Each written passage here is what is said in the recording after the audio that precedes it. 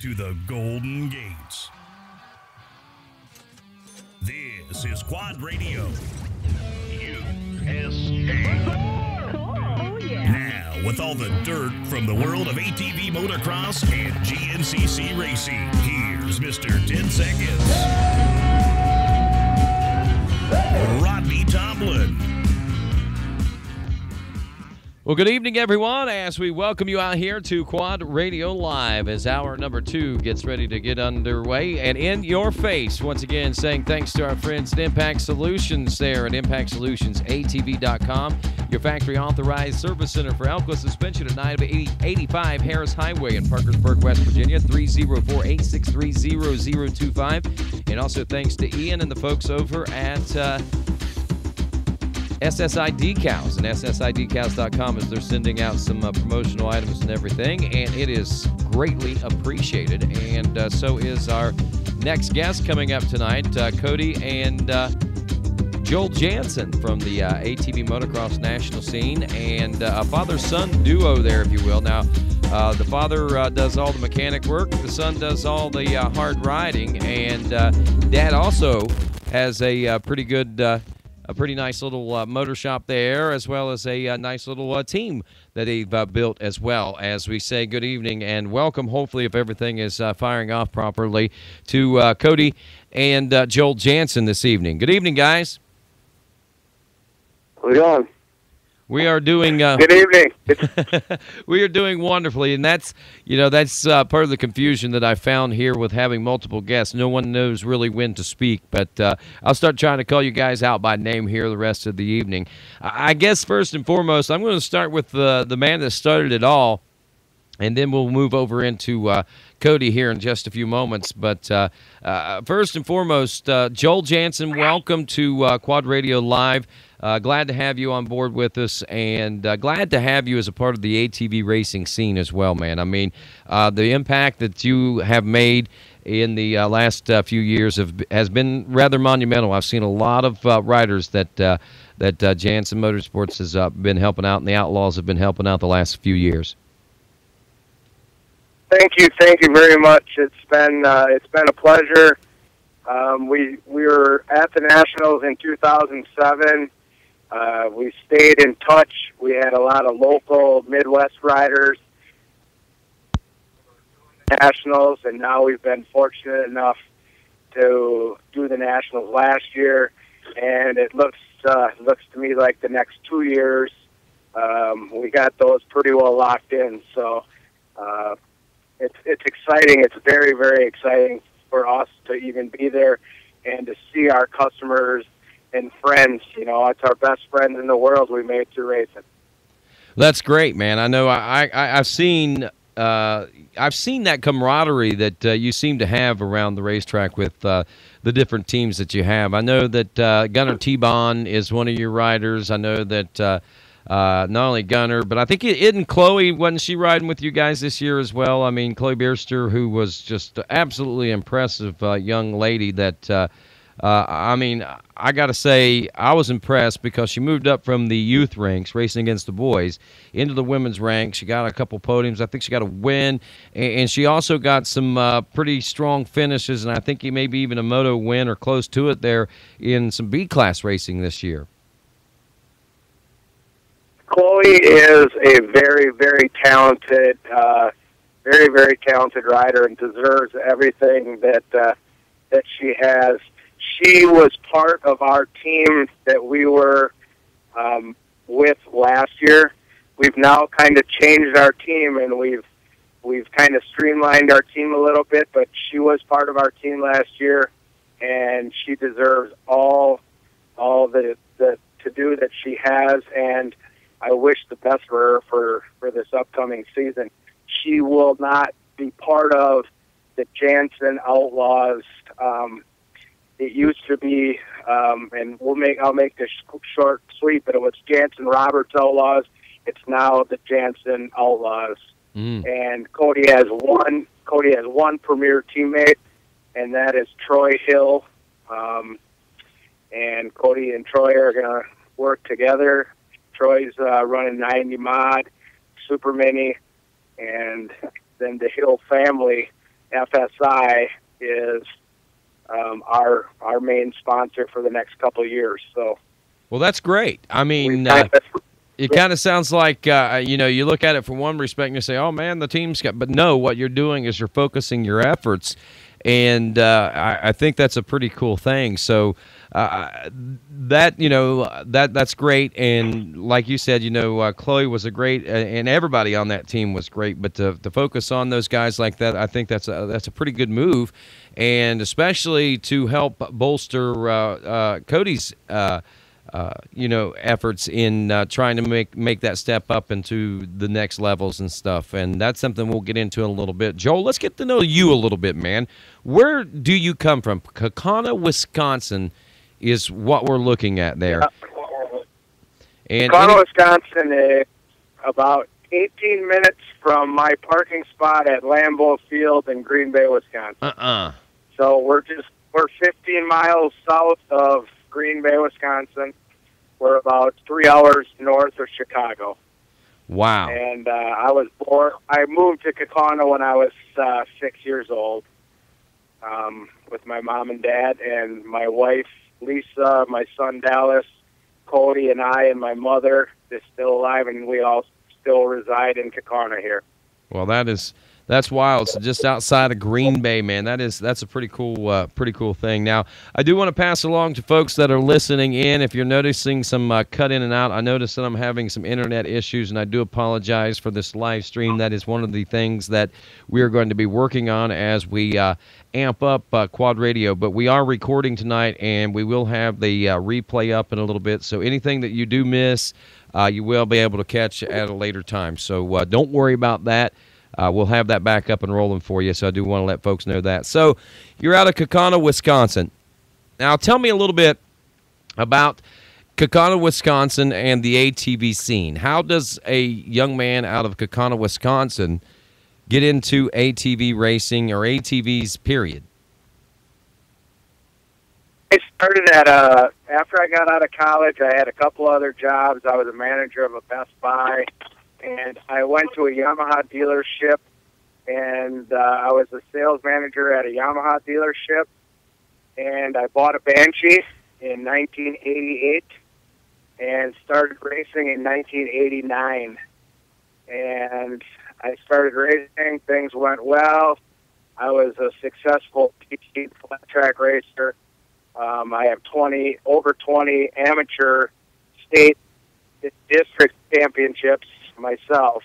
Wow. And what happened is I was flat track racing, and there was a motocross race on it, and Cody was a pretty good little flat tracker himself, and he walked over to the fence, and he was watching the quads on the motocross track, and he said, "Hey, Dad, I want to do that."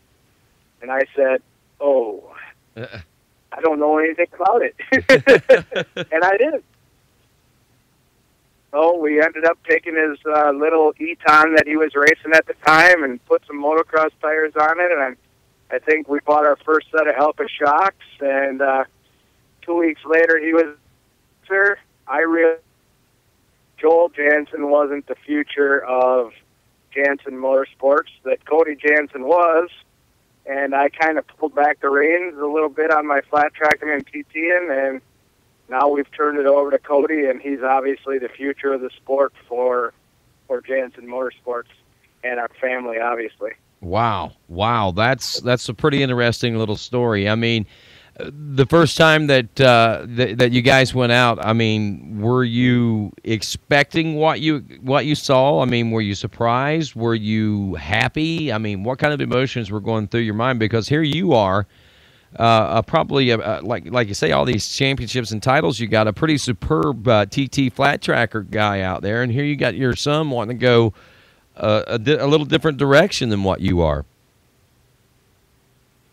It was very interesting to me. The first year on the CVT was a little difficult because I wasn't familiar with these highly tuned CVTs. The second year, when he got to a 90 mod, and we put him on a blaster chassis with a YZ85 motor in it, we went out to the track owner, it's Gravity Park, it's a close track to us in Rhode Island. We went out practiced, and we practiced on days sometimes when there wasn't other people there. He'd come around the corner and hit a jump 30 or 40 feet that I told people I never wanted to jump anything higher than a curb.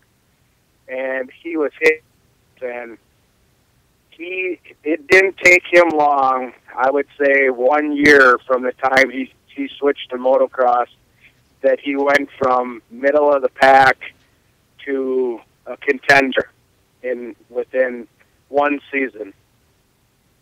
That's pretty impressive. I mean, I'm sure you were excited about it, but I mean, were you expecting anything like that? Well, it might sound a little conceited, but we don't go there unless we plan on winning. And we're competitive. Him and I are competitive. Our family's always been competitive. It doesn't matter if it's racing up the basement steps or racing our trucks to the shop from our house, which is a mile race. One way or the other, or either one of us trying to beat each other. So I wasn't surprised. No, he did a good job. That's great. Now let's talk a little bit about Janssen Motorsports. Now, is that something that you had going on back when you did the flat tracking? Because you whenever you kind of put it all into the future of Janssen Motorsports was now Cody, not Joel. So obviously this is something that you have been doing for quite some time. Yeah, we've owned Janssen Motorsports for 18 years. We've had it for 18 years. And it started here after I left the Yamaha dealership. I started my own shop out of my garage. Then we rented a building, and I think in 2006 is when we built our new 7,000 square foot facility that we're in now. I still call it new because it's a beautiful place. But we built that in 2006, and that's where we still are today. Now, what do you do out of there? I mean, what are you? Parts, accessories, apparel, or are you just motor work? I mean, what is Janssen Motorsports? Janssen Motorsports is initially parts and repair specialists. So we sell lots of parts, and we do repairs. Years ago, we did a lot more with motorcycles and such, but now our business has evolved to doing basically suspension components and engines, and then we also have a utility division where Scott and Matt, who work for me, take care of the utility division as well as work in the high performance part. But so we do utility machines. Everybody's getting ready for deer hunting right now, so we do the utility stuff. We'll sell plows and such. But our business has evolved from selling motorcycles and mopeds and stuff back in the day to now the place is just packed with coolers and engines and shocks and suspension components. That basically is what we do. We do engines and chassis.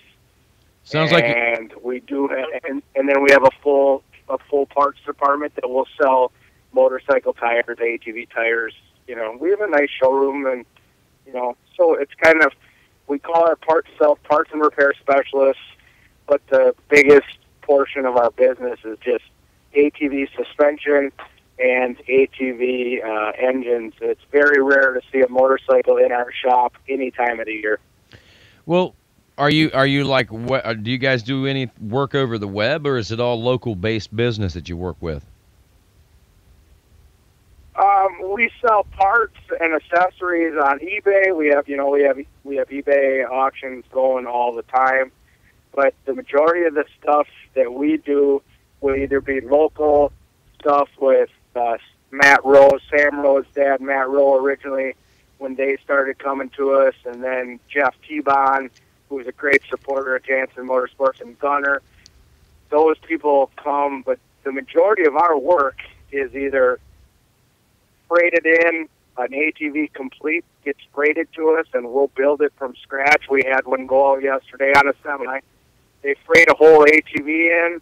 They'll freight engines in all the time, and then in turn we're UPS and Alpha Shocks, Janssen A-arms, Janssen swing arms, Janssen steering stems, all of our own private label stuff. Wow. Out.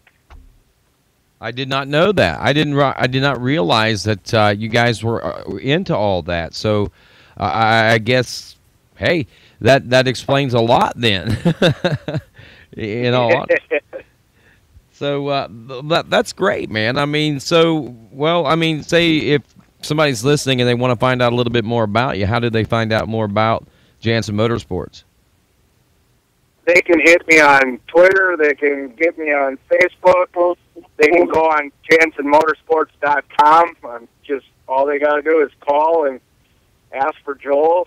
And to be honest with you, I'm on the phone. It seems like about 8 or 10 hours a day. So I try to get to work early and get my paperwork done. And I'm either on the phone or I'm in the back helping the guys.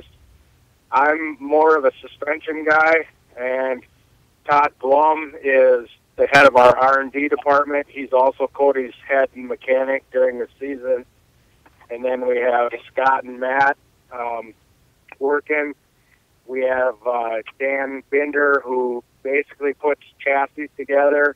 He's our chassis assembler. He does Cody's work.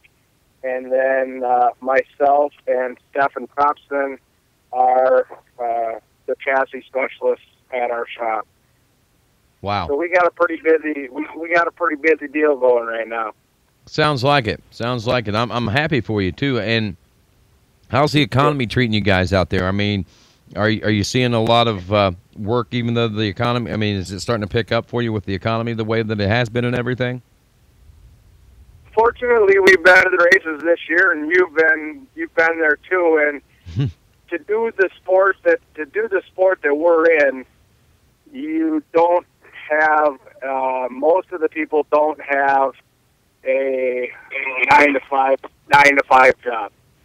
So it hasn't hit us as hard because this takes a lot of money to do, so we're using people that have a higher mean income than most.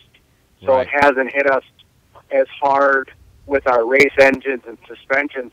With the local stuff, it's hurt our local race series and our local racing. The numbers of ATVs and bikes are down. But I think that's just the economy hurting the young guy who's trying to go out racing, and it's expensive. It's a very expensive sport. It is. It is that. Now, being an old flat tracker, an old TTer, and I don't mean that in any disrespect because you're not really old, but did you ever get a chance to race against the likes of guys like Tim Farr and Harold Goodman and I think even Jeremiah Jones, didn't he used to do TT back in the day and all those guys? Harold did TT and motocross back in the day when it was motocross and TT. They competed, half the season was TT, half the season was motocross. I did when the extreme dirt track out of the state of Wisconsin was, I went to Ashtabula to Pine Lake, raced there. I didn't race in the pro class. I'd race in the pro-am class. So I got the chance to watch those pros race, but never really banged bars with them, except at a couple of local races in South Dakota, a couple of them in southern Wisconsin, where some of the guys would come. So I had a chance to race with them, but I wasn't a pro speed in Wisconsin. You might have called me a pro, but when it came down to it, I wasn't. I was maybe one step below. Maybe I was a pro-am racer, and those guys were the pros. So I was one step below that. So we can't sit here and talk trash then, right? No, I can. I can tell you one thing. Kenny Marco, the quad father, who's raced for many, many, many years and won lots of national championships, and a little plug using Janssen engines. I beat him a lot of times. So I guess if I'd have followed Kenny's footsteps, I might have got a couple of national championships. There you go. The quad father. I think I've heard of that guy, actually. Yeah. Oh, yeah, everybody knows Kenny. He's the quad father. Well, I guess so. Hey, how you doing? You want to race a quad? You got to go through me. Yeah, exactly. So, well, Joel, let's shift gears over here a little bit, and let's start talking to Cody now. And I mean, ultimately, probably you didn't even realize it whenever it was going on, but you were probably training this guy when he was still in diapers, and he was paying attention to every little move that you made, and it all soaked in, and nobody even realized it until they were able to let him unleash the beast out there. And Cody, welcome to Quad Radio, man. Good to have you on. Yeah, it's nice to be here. Last time I talked to you, I was on the podium at Loretta, so you're bringing back good memories for me. Well, good. I'm glad that that talking with me brings back good memories for you. So, yeah, that's right. You were on the podium at Loretta's, and I mean, taking a look at it, we'll talk a little bit about that in a few minutes. But, I mean, that's a good way to end the season, kind of put a little bit of an explanation point on the season. You had a good season. You had a good finish at the end of the season. And the way this all chronologies, it's the way it all works, I guess, historically. Your dad kind of laid the groundwork there, talking about your TT days and stuff. Tell me a little bit about that from your perspective, man. I mean, what was it like? Tell me about your first memories of racing and riding and all the things that brought you to where you are now. Well, obviously, with my dad being a local pro and everything, and everyone wanted to be like him around me, so and obviously your dad is always like Superman, so that just added to it.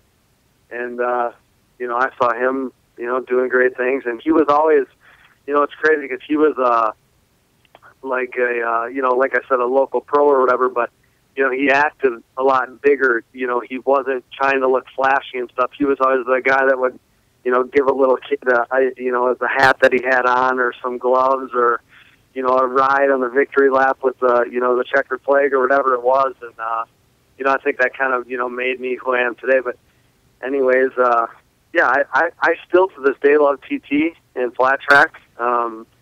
I started out on my Dinley and my automatic, and rode that for a while. And then actually in the state of Wisconsin, they stopped having mini quad races. They outlawed it, so I had to race dirt bikes for a little while. And that's kind of where that gray area was when I decided to go do the motocross thing and go that direction with my career now, but my hobby at the time. Wow. So how long did you race the two wheels?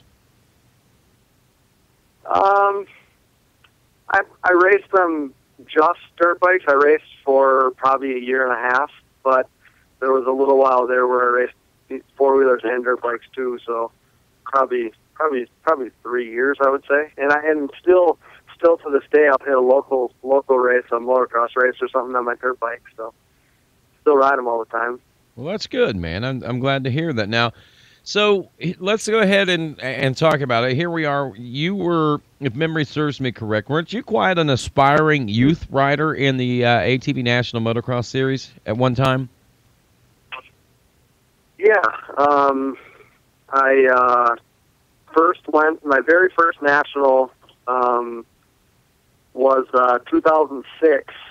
I went to Walnut on my 300, and if you think at the time, all the guys that were winning, Neil McGrath and Richard Lindsay and a couple of those guys, I showed up and ended up winning that race, and no one knew who I was, so they tore me down and thought I was cheating and all this stuff. And come to find out, I was legal and won the race. And the next, that kind of put the thought in our heads, that we kind of had the speed to do something with it. And the next year, that was when WPSA was around, so that kind of tells you how long ago that was. But 2007, I showed up on my 300, and me, Jeffrey Rastrelli, Mark Maddle, Jason Connell, Neil McGrath, the 4 or 5 of us battled it out for that championship, and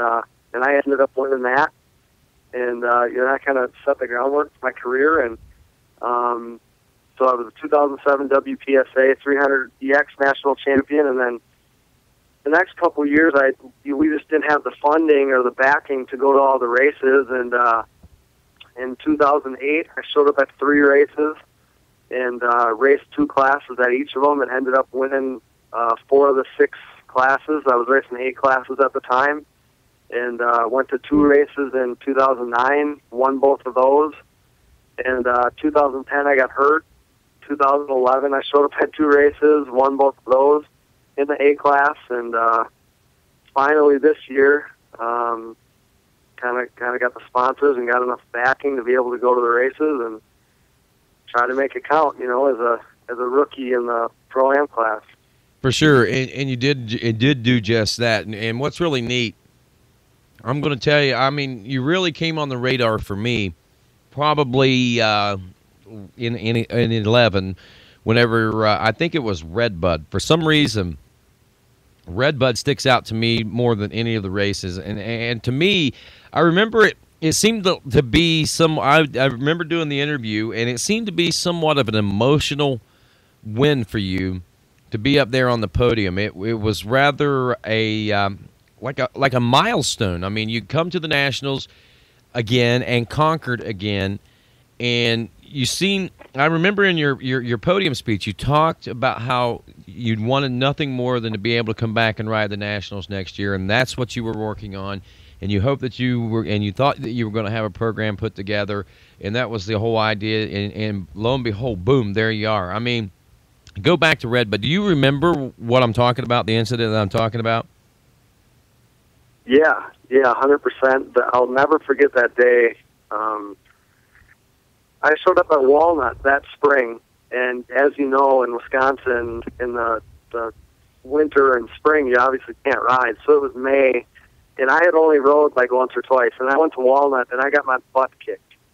And I had a couple months, there to kind of soul-searching, put in my work, and I knew that if I wanted to do something in 2012, I needed to make it count because I was falling off the radar. I was only 18 years old, but, you can only do this sport for so long, and I didn't want to miss my prime because this is all I wanted to do since I was a little kid. So I put everything I had into training for Redbud, and I ended up winning Production A, won 16 and 24, and finished right outside the top 3 in my Pro-Am debut, and finished 4th in Pro-Am Unlimited, never having raced Pro-Am ever before. And I just tried to put my emotions on my sleeve and pour it out to everybody, and hope that if someone special got to see what I was like and see how hard I was willing to work, and how I would try to give back and do whatever I could do to get to the races in 2012, and it worked out for me. God definitely blessed me that day, and throughout all of 2012 and really all my racing career up till this point. Amen on that, man. I mean, I'm not going to take that away from you a bit. I know, taking a look at your results from this 2012 season, the first race, I think, where was we at? In Georgia this year. Results there in the Pro-Am Unlimited class. You got like a 16th overall, I think, in the Pro-Am Unlimited class, and then in the Pro-Am Production class. Looking at the results here. Wow, you're a little further down, a lot further down in the Pro-Am Production than you were the other. But I mean, obviously, it looked like a little kind of a rough start there that first time out for you in Georgia this year. Yeah, I definitely felt like I had put in my work. Obviously, you actually got 4th. I did the competition. That's I'm just looking. You got 13th for the season. Obviously, that one was kind of like a throwaway class for you in a sense, but you got fourth there in the Pro-Am production class, and you got 16th in Pro-Am Unlimited. So let's talk a little bit about that. I mean, that was a kind of a bittersweet day for you in a way. Right. It definitely could have been worse. It could have been better. Like I said, I came into the season, thinking that I was doing pretty well, and I still think that I was, but in the first moto in Unlimited, I ended up crashing and coming back to third or fourth, I think. And then in the second moto, I was in second behind Gibson, and we had an electrical problem, and I lost spark. So that cost me a podium that day. And then on Sunday, I remember the very first time qualifying session of the year, I was top qualifier, so that was pretty awesome. And I did have a very good first moto, and then the second moto I was in third almost the whole race, and then my boy Ronnie Higgerson passed me at the very end, and I got fourth overall. So, but for my very first Pro-Am production race, the length was a little tough for me at the beginning, mentally more than anything, just because these guys have done it for so long. You look at the top guys that have been there for 3, 4, 5 years or whatever, and but overall it was good. I definitely couldn't complain. I was happy after the first race for sure. And then I'm sure you got pretty happy after that too. I mean, the season you had your ups and downs, so to speak. More downs in the Pro-Am production class, but more ups in the Pro-Am Unlimited class. Taking a look at that, you got, you had a couple of not so good finishes after that in round 3 and in a little later in the season, but the rest of those were good, solid, either near the podium or on the podium type finishes for you, which netted you. What'd you get? Third place in the Pro-Am Unlimited class this year? Yeah, yep, I got third overall in my rookie year. Wow, that's pretty impressive stuff there. So take us through the rest of the year. So there you go. You're at the first round. It's like we say, it's one that you can definitely walk out of there with your head held high. And I'm sure your sponsors were pretty amped up and pretty pumped up for you too, because your name, you got a lot of exposure that day. I remember announcing those races, and I remember having to say your name several times throughout the course of the race because you were right there. You were in the thick of it. Yeah, I remember pulling off the track and. I remember pulling off the track after time qualifying, having you say, "Believe the hype, Cody Janssen's in the house." So I'll never forget that. You definitely made me feel good there. But the rest of the races were good. The second race of the year was my first podium ever in Pro-Am, and I podiumed half of the races this year in Pro-Am Unlimited. And I just want to, make it known that, some people I think were using it as a knock on me that, my fitness wasn't there or something for Pro-Am production, and that, that definitely wasn't the case. It just, however, worked out with a couple little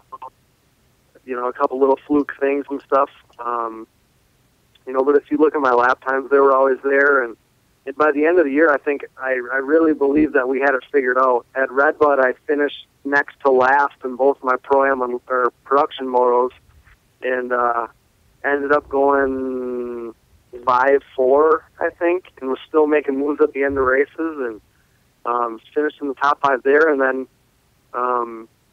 at Loretta's, I ended up on the podium, like we said earlier, in Pro-Am Unlimited, making a pass to make the podium in the very last corner, which was probably the highlight of my career.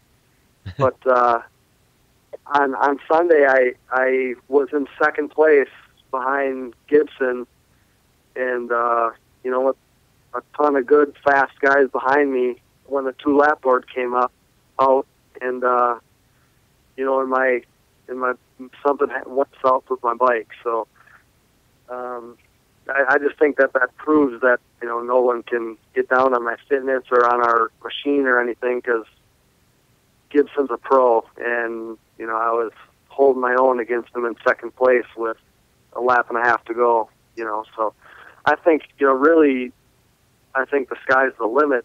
When you think about the last couple rounds and the flashes of brilliance that we had, this last year.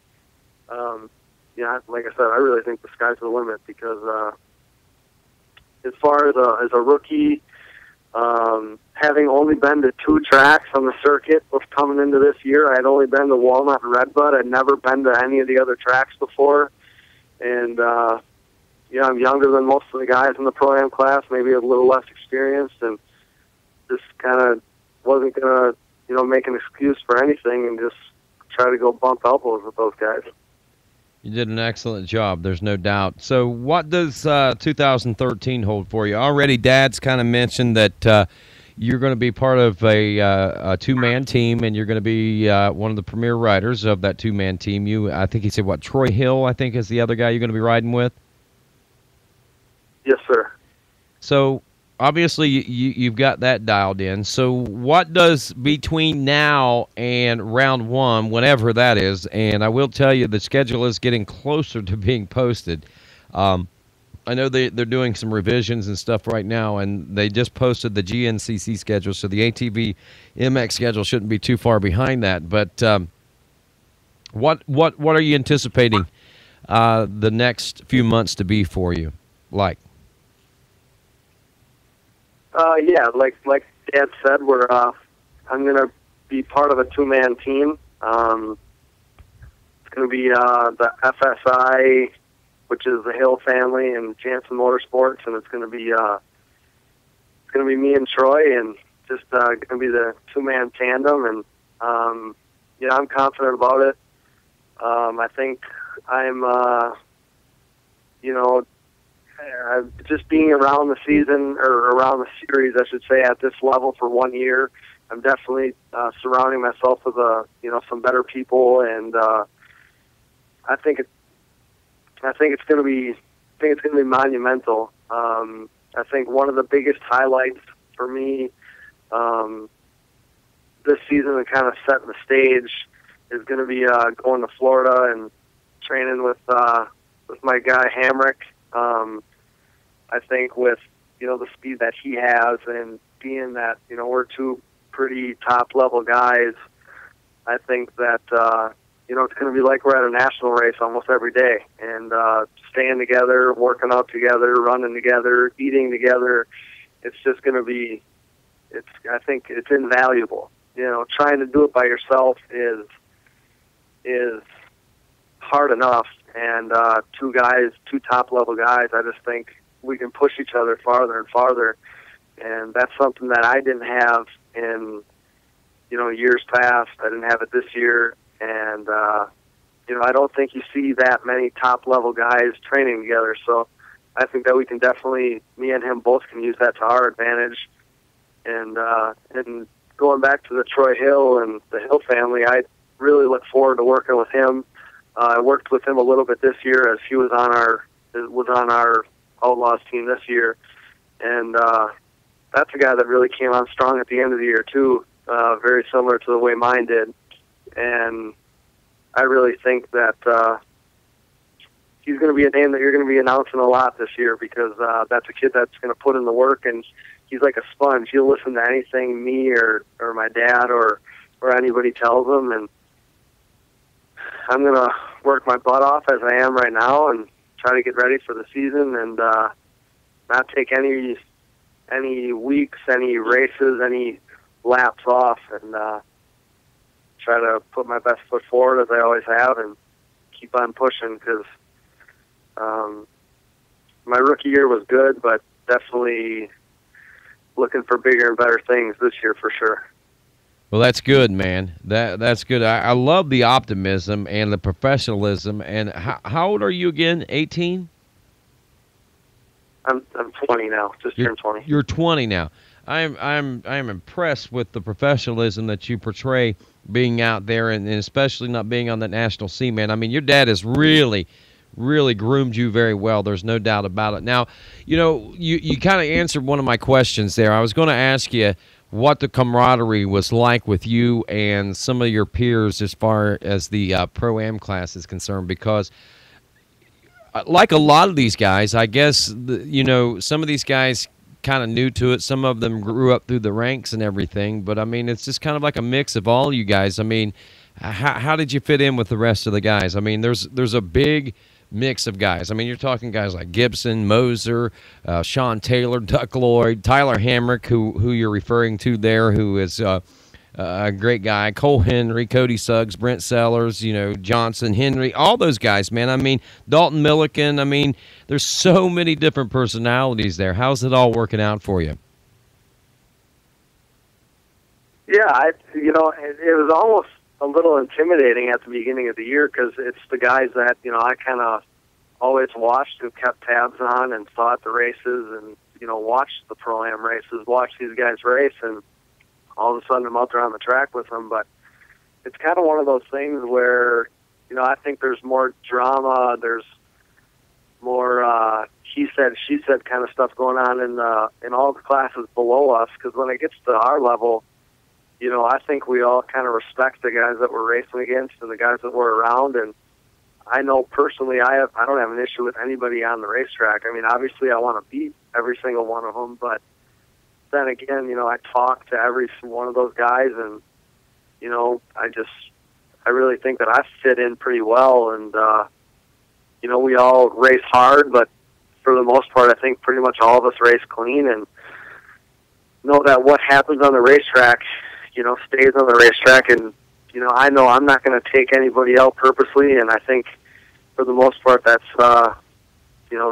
pretty much a two-way street. And, I think anybody that's watched the Pro-Am class sees how competitive it is, but it's really, it's really cool for me to be a part of it and be able to know that I'm still buddies with these guys at the end of the races and can, talk to them about other things other than racing. And it's just cool, because at the beginning of the year I wasn't part of that group, and by the end I was as much a part of the group as anybody, I feel like. So that was really cool because I didn't know how, I'm kind of a shy guy, so I didn't know how that was going to work out. And, they kind of welcomed me. It was pretty gratifying.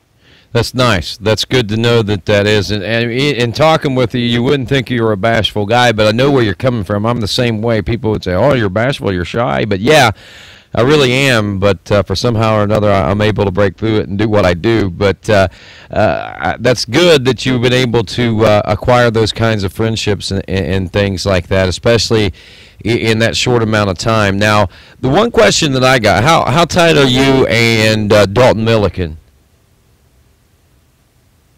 I don't, he's like the one guy I really don't know that well. I know the one thing, knowing that I don't know him that well, but the one thing that I know makes him cool is he is number 25, which obviously makes you cool. Yeah, that's exactly where I'm going, man. That's you see what I'm picking. So we've got the 25 and we've got the 25 slash. And my question is, the reason I ask how good of buddies you guys are, I mean, how are we going to get this whole number 25 issue sorted out, man? Because, I mean, it can get a little bit confusing sometimes out there, from an announcing standpoint. And I'm sure, well, the good thing that we're doing, I guess, transponder scoring, or the scores would be all confused too. Right. Yeah, I'm hoping. I thought I was going to get it because it's my AMA number, but that didn't work out for me. So hopefully, I should have it in unlimited for sure because I got top 3. So hopefully we can work that out because I'm kind of tired of the slash. I'm not going to lie to you. Well, that's good. Well, there you go. I like how you say that. So you probably carry a little more weight than what he does out there on the racetrack. How did he do, and did he even race the Pro-Am production class at all? Yeah, I think he raced it all year, but yep, he got 11th there. Yeah. Okay, he got 11th there. So there you go. So how are we going to decide that now? Because you got a higher number in one class, but you did get 3rd. You're right. So maybe your 3rd will carry more weight than what his position there. I think it was 11th in the Pro-Am production class there. So so maybe you guys will figure that. I might be biased, but I think that top 3 should grandfather me in. Here's what you do. You get online and you get on email and you start emailing Dan at the office, the main MX Sports offices, and telling him that you're wanting to go ahead and get that reserved and this, that, and the other. And I shouldn't be telling you that because probably right now Dalton's listening. He's like, oh, man, I'm on that. No, Rodney, you and me are buddies, and everyone knows you, so you just got to put in the good word. All right, man. But we'll keep it on the down. I don't want to be blamed if you don't get it. If you do get it, I can tell you right now, Dan's probably not my biggest fan. He's not a big fan of mine, I should say. So you might be buddying up with the wrong person here, because Dan and I kind of clash heads. Darn it. But no, actually, we get along well, and I don't want to get in the middle of that one, but I wish you good luck. I guess it'll probably come down to who signs up first in the AMA Pro ATV class whenever it all boils down to it, huh? Yeah, like I said, I hope I can lose the Flash, but either way, I'll put it this way, whether it's the 25 or the 25 Flash, you're going to see it in the front of Pro-Am Unlimited or Pro-Am Production in 2013. Wow. So. There you go. So make no bones about it, that's going to be Cody Janssen, not Dalton Milliken, out on the number 25 out front then, right? Yeah, you'll see me putting in a good effort, and I hope that Milliken makes his 25 or 25 Flash look good. Hope he makes his 25 slash look good. Yeah, hopefully mine's ahead of his. There you go. It'll be good racing, no doubt about it. Your take on the next season, man. I mean, who's moving up? Who have you heard's moving up, and who's sticking around? Well, I don't really know what Gibson's doing. I think it's kind of rumored that he's moving up. Obviously, I think we heard last week that Kyle Fix is going to stay put. Mm-hmm. I would presume that Martin is going to stay put, I would think. Mm-hmm. I think we know that obviously Hamrick's going to kind of try the pro thing here and there, but he's definitely going to be in Pro-Am Production, so obviously he's going to be strong. We saw Musig do good there at the end of the year, so I think we're definitely going to have a good crop of guys. Obviously Mosier is tough week in and week out, so it's really going to be consistency, I think, more than anything, because that top level guy like Gibson, presumably isn't going to be there. So more than anything, it's going to be the guy that can kind of step into his, I should follow in his footsteps, I should say, and hopefully have at least one of the guys fighting for that spot. There you go. One guy, I'm going to make a call out here, and I don't know if he's going to make it to the Nationals next year, but Ronnie Higgerson, he's out in the Midwest, out in Illinois out there. You're familiar with him. Like you said, he passed you for third there in the Pro-Am class there, I think, at one point. But that guy right there, I don't think we've seen his full potential yet. No, I don't got it either. We were both at Waldo training before the season last year, and I think him, and Hamrick, who were all at Waldo, have a very similar work ethic. We all were putting our work in day after day, where maybe some of the other guys were slacking a little or cheating a little. So I think I've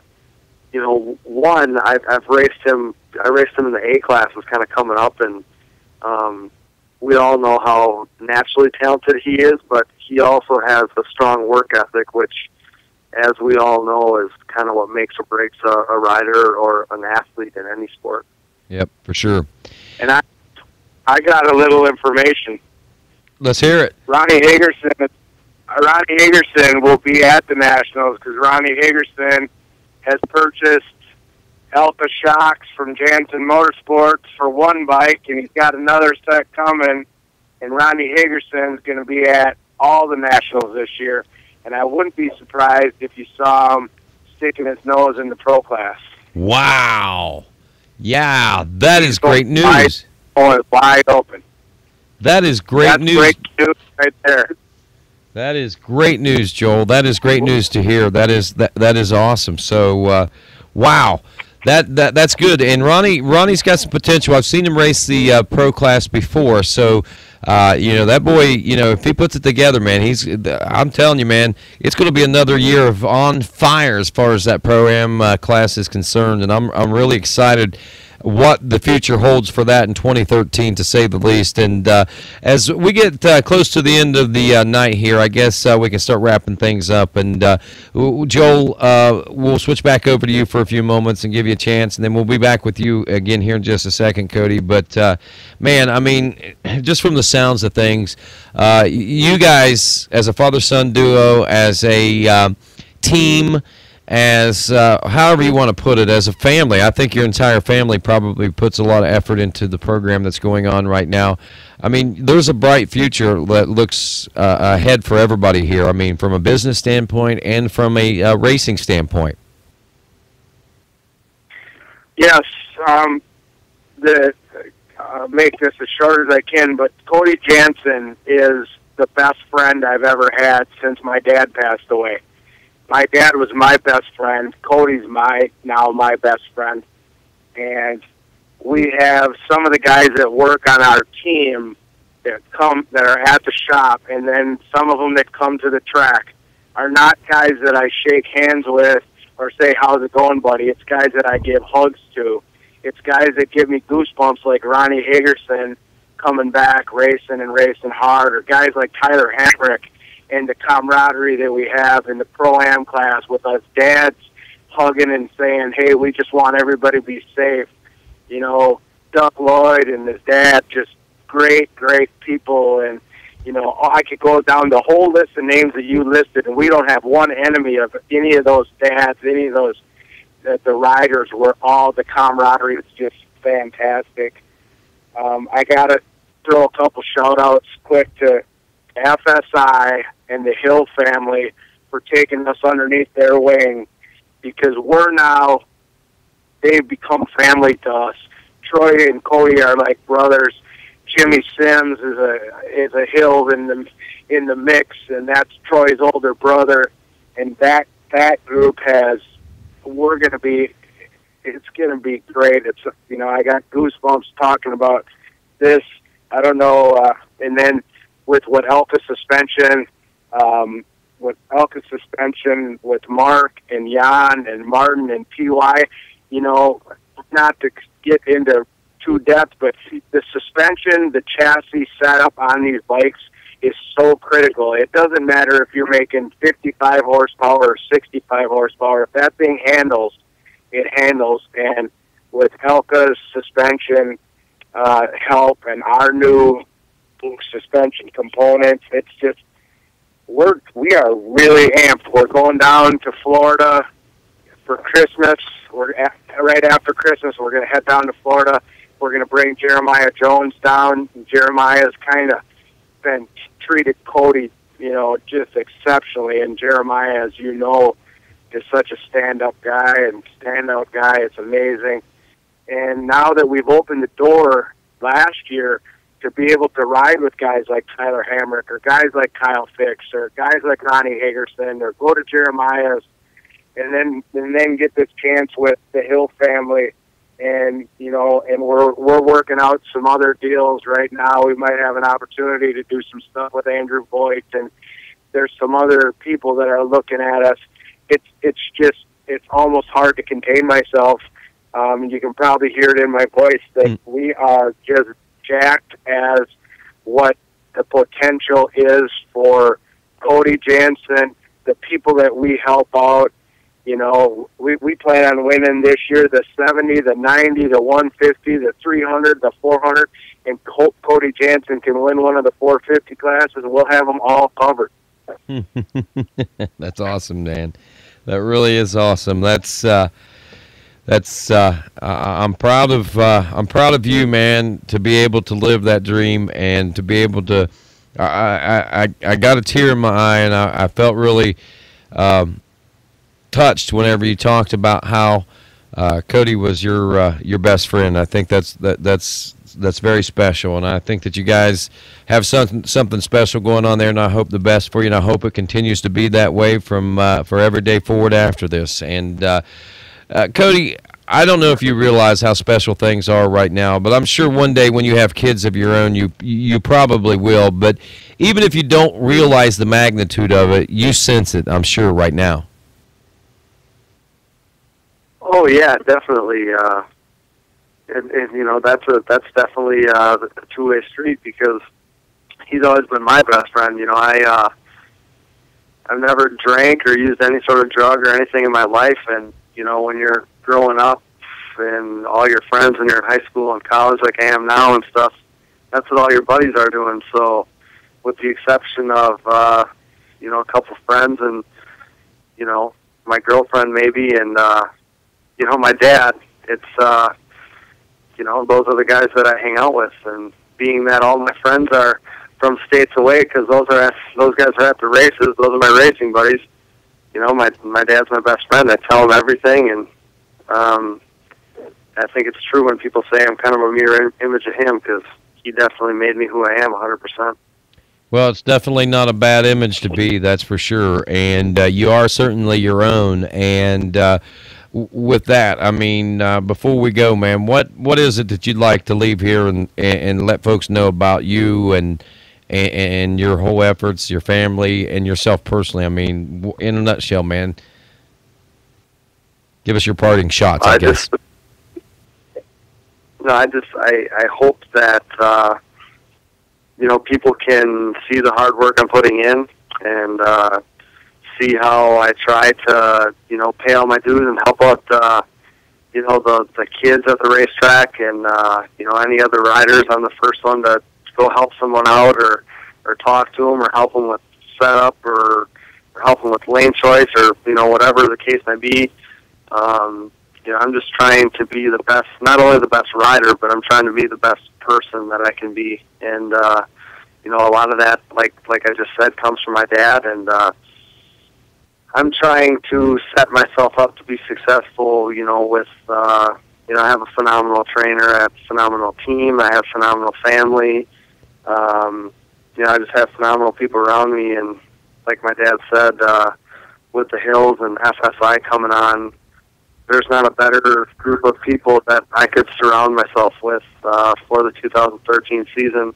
And I think people are going to be able to sit back and really see me succeed because of that.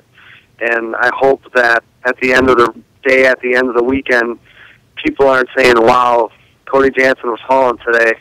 I hope they say that too, but then I hope after that there's an asterisk or a note that says, you know, and he really went out of his way to touching, or he went out of his way to, you know, to help out my son or my daughter, or, you know, whatever. And I just hope, I hope people are talking about how fast I am, but I also hope people are talking about, you know, what kind of guy I am. And I'm trying to not only leave my image on the track, but I'm trying to make an image being, you know, being the good guy at the racetrack too. So I hope that's what people can take away from it. Well, I think that they're gonna do that quite easily. To be honest with you, you're quite a spectacular young person, a young man. Joel, congratulations on beating the odds, man. I mean, really, and I think you know what I'm talking about. I do. Thank you very much. Yep. I got one thing to say. We were the Outlaws, we are the Outlaws, and we will always be the Outlaws. Cody and I together. Well, that'll do it, man. that will be the last words, man. And I think it couldn't be any simpler and better than that from the Janssens this evening. For Cody and Joel Janssen, I'm Rodney Tomlin. This is a great Quad Radio tonight, I tell you. Thanks a lot. This is Quad Radio Live.